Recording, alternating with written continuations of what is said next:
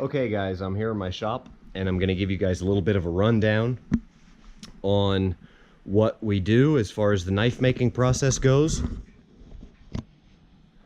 with Bone Tactical Knife and Tool. I've got a few little samples here and I've got my grinder over here. I'm going to show you how we work it and everything like that in a second. Let me give you a little brief intro on where I'm at and what I'm doing. So the last video you saw, if you watched it, if not, check out the video 1 of Bone Tactical Knife and Tool knife making process. This is the number 2 video. Okay, so here I'm going to discuss what I do in phase 2. Phase 1, these blanks that you see here, these blanks get laser cut with a fiber optic laser at one of our facilities, okay? And they look like this when they're done. They're just a 2D, two-dimensional blank, and that's all. The final product looks like this.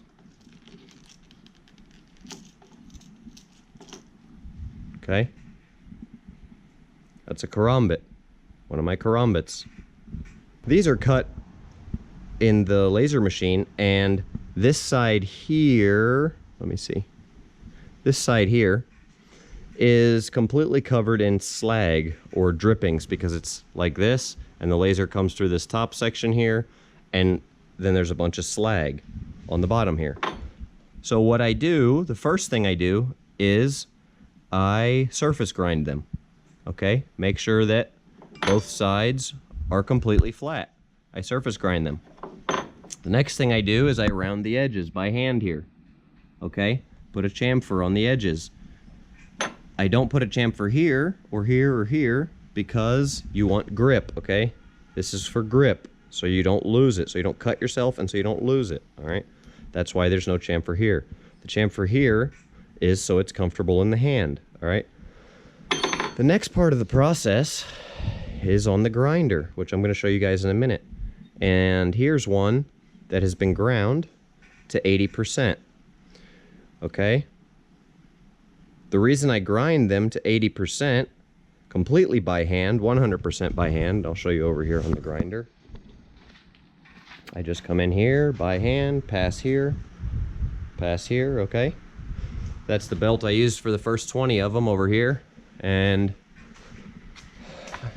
it's about had it. I'm gonna see how this new belt does. This is a Norton, did pretty good, but I'm gonna see how this new 3M belt does in comparison to the Norton. They're both very, very heavy grit, 36 grit, very difficult to work with, but very fast, okay? So that's why I use that.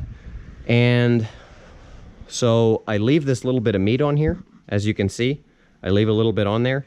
I leave that little bit of meat on there because I heat treat them, okay? And I don't just heat treat my knives like everybody else heat treats their knives. One of the reasons that I use 4140 steel, it's very tough, and it's really just tough, awesome workhorse steel.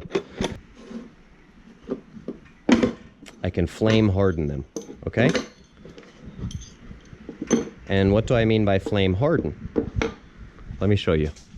When I flame harden these, I leave a little bit of meat on there. Okay, why? I don't know if you can see that. It's not ground all the way to a point there. Why? Because I flame harden them, and that's 4140 is one of the only steels you can use, and I oil quench them. So what that means is along this cutting edge here, it's like 55 to 59 Rockwell. All right? The rest of the knife goes all the way down. You can even see the coloration change. The rest of the knife goes all the way down to about 30. It's completely annealed down here. What that's more important with is the tomahawks. Okay? One hand opening. Don't do this at home, kids. The tomahawks are way more important because what that means is, this is an old model tomahawk, by the way. The new ones are a little more ergonomic, but they look similar. Here, 57. Here, 57. Here, 57 Rockwell. The handle here, 30 Rockwell. That means it's tough and hard here, tough and hard here, tough and hard here, never break. It's not too hard. It's 57 instead of 60 because when you hit something with it, I could hit this with it and it would just roll instead of breaking. Okay, it won't chip, it'll roll, so I can just smooth it right back out and sharpen it again. The reason it's 30 here is because when I do hit something with it, it doesn't vibrate out of my hand. I hit this, and it doesn't vibrate in my hand, okay? That's why they're flame hardened. They're much more, as a weapon, and for what they're designed for, they function much better, okay? So, I'm gonna get right into grinding, and I can't tell you a whole lot about where I'm at right now because undisclosed location, because I have had to move my shop several times due to some government harassment. I've been raided illegally and just a lot of problems because of some stuff that I did in my former life. And with the U.S. government, they don't want to leave me alone, so at this point, I can't disclose the location of my shop, but they've gone to some pretty great heights to even go to the point of threatening the livelihood of my friends and family. So that the location of my shop will no longer be getting shared. But let's get right into some knife grinding.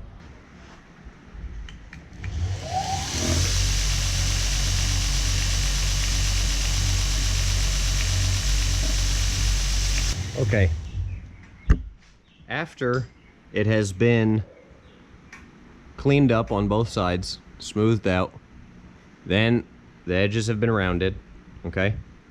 That's a lot of work already gone into this.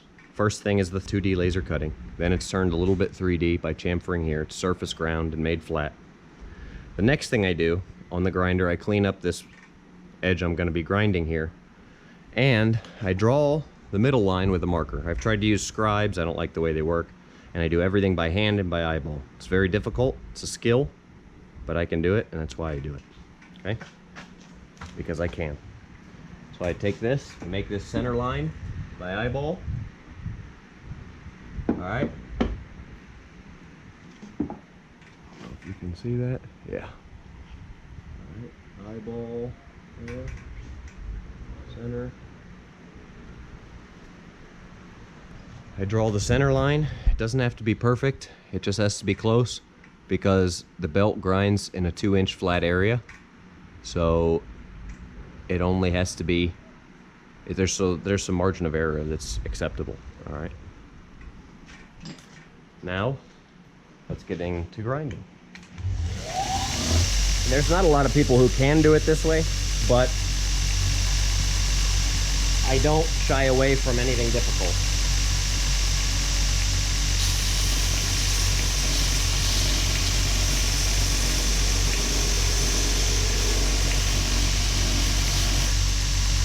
And this is an extremely aggressive belt, extremely aggressive. I would not recommend the 36-bit grit 3M belt for novices or beginners.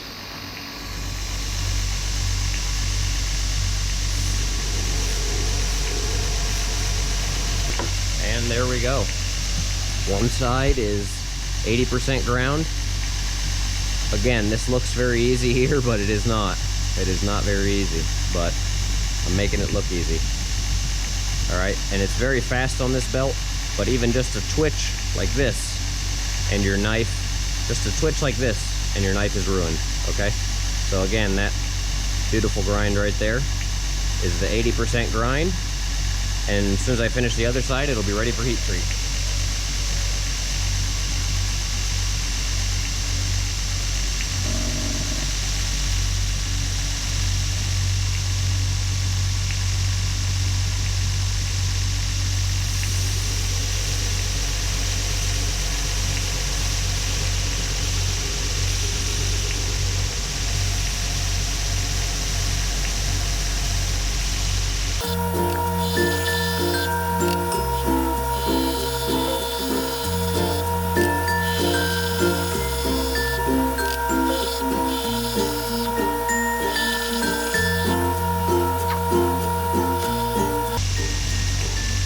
Noticed a slight discrepancy I wanted to clean up.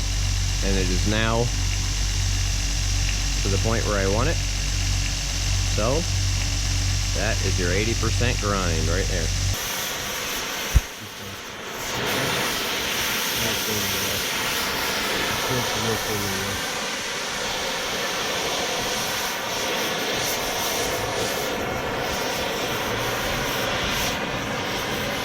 You guys will be able to see this is, it gets to a cherry red hot is what you want to get to. And we're working with 4140 here, which gives us the ability to flame harden. And what that means is that the edge of this blade here will be hardened, but the rest of the blade will not be hardened. So it's really just a great thing you can have. We're gonna work up to about a 55 Rockwell hardness on the edge, and the rest of the blade will be down to a 30. So we're gonna just slowly get it up to the point, and you can tell by the color. And you guys can check, there's charts online about color charts of what color actually is the correct temperature. So what I'm looking for is kind of a cherry red, and you can see it's just getting to the stages of a dull glow here. And that's about the color I want right there. And then I'll dunk, and I'll do a figure eight swirl here as part of the cooling process.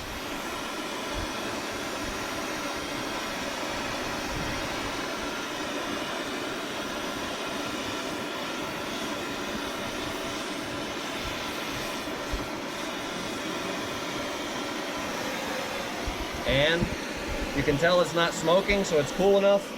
And that's it right there. That's one heat treated blade. I'm doing some post heat treat grinding today. This is the first grind after heat treat.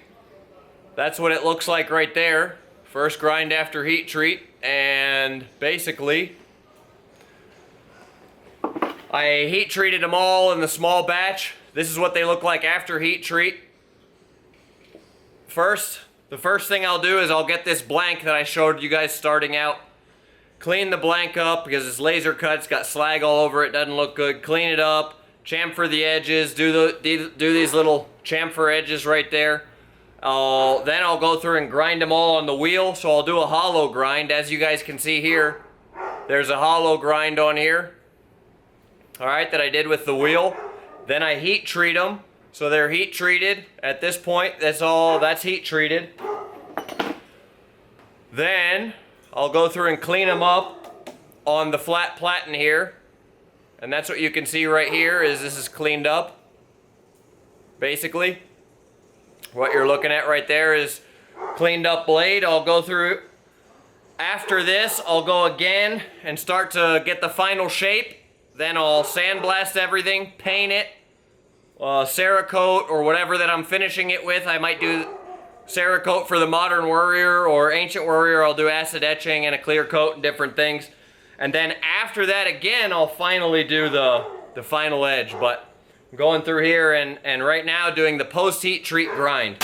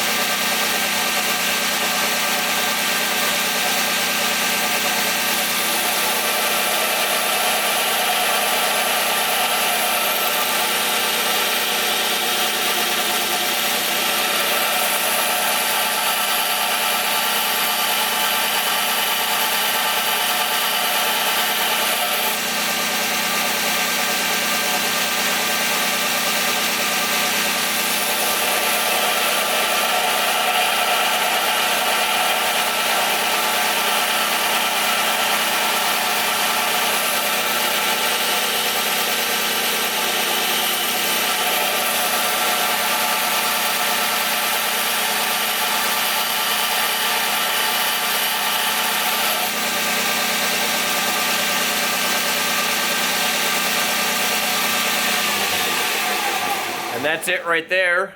That's the one I just showed you. And took it down to the next phase of the process there.